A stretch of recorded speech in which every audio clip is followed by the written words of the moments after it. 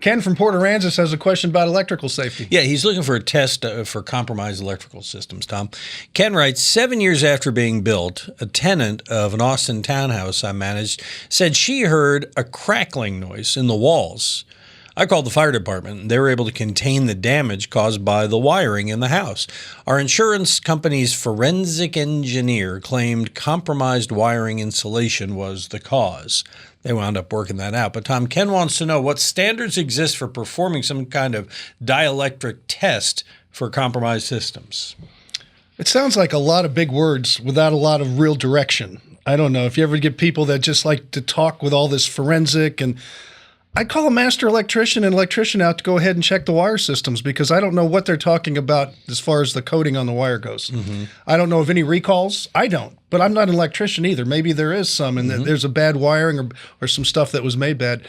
But this is when you call in a licensed electrician, let them troubleshoot everything, let them check the breaker boxes, let them check the connections, and make sure this isn't something that's going to continue to be a problem, because it might not be. But I think his concern is more about places where you don't know there's a problem. Is there a way, like, say, when you buy in a house, that they can do some kind of test to make sure? Not that I know of, no.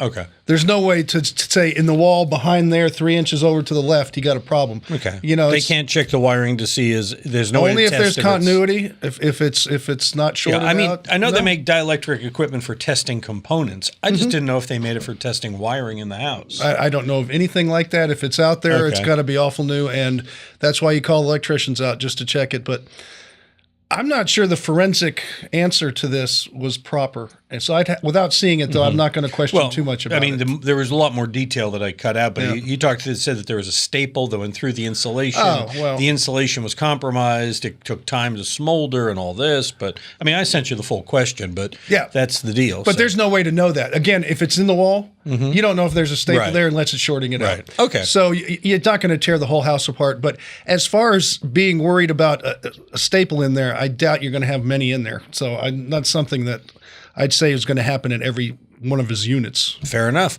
All right, you got a question? We'd love to help you out just like that.